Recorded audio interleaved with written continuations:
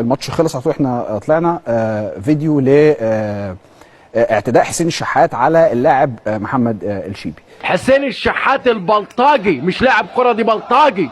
الملعب طلعت دي اقسم بالله عشان انت بتعمله ده، عشان انت قليل ادب.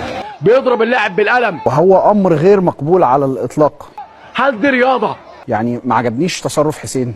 هل دي كورة عندنا في مصر؟ انما التصرف كان تصرف خارج على المعروف. نجيب اللاعب نحترف عندنا نضربه لا ونسبه ويقول لامك ويقول لابوك، دي رياضة. يعني انا اتكلمت قبل كده وقلت كفايه مشاكل. على فكره يوسف الشيبي نزل ستوري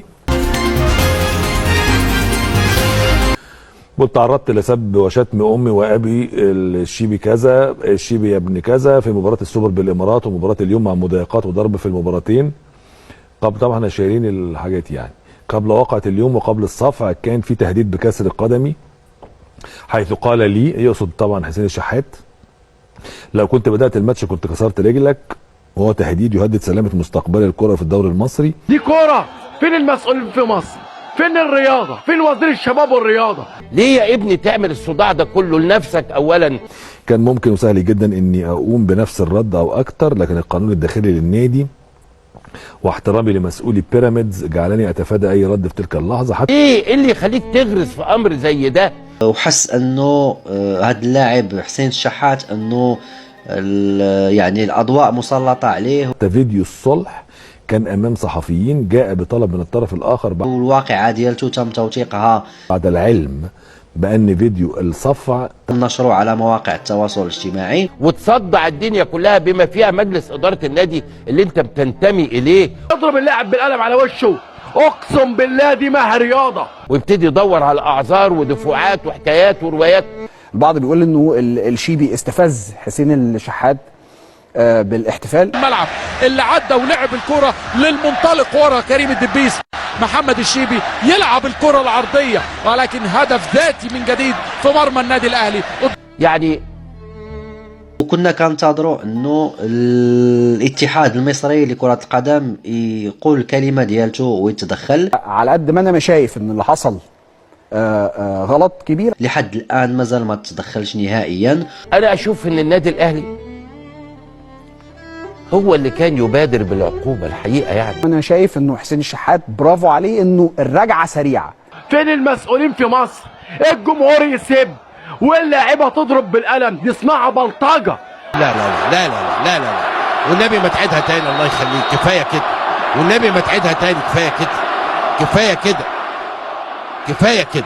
لا لا لا لا لا لا اقسم بالله دي ما هي لعيبه، دي اسمها بلطجيه لعيبه النادي الاهلي. يضرب لاعب غريب بالقلم على وشه. رجعه سريعه برضو تدي لك انطباع انه يعني اللي حصل ده نرفزه. انت خدت حاجه من الدنيا يا حسيب؟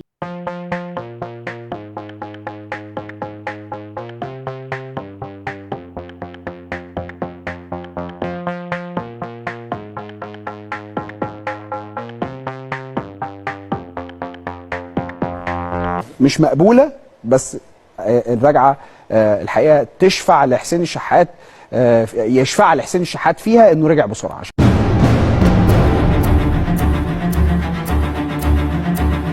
الاتحاد المصري لكرة القدم، لجنة الانضباط، ماذا تنتظرون؟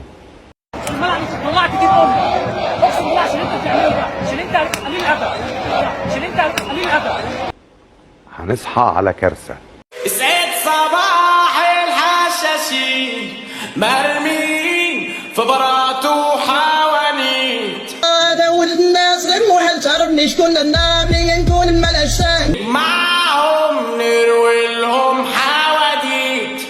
هنفوق على كارثة، احذروا. كده خربانة وكده خربان، انا بكلمكم بجد. امال ليه بيقولوا عليك ان انت راجل وسخ وسيء السمعه كده مين اللي بيقول كده؟ الحته كلها بتتكلم عليك، بتقول انت اوسخ راجل ازبل واحد في المنطقه. انا بحذر من خلال زملكاوي، من خلال قناة نادي الزمالك، هنصحى على كارثة هتضر الكرة المصرية بالكامل. عايزه تفهمي مش عايزه تفهمي، ان شاء الله عنك ما فهمتي وان شاء الله عنك ما اتفرجتي، والهي يا رب تموتي غبيه زي ما اتولدت غبيه. يلا.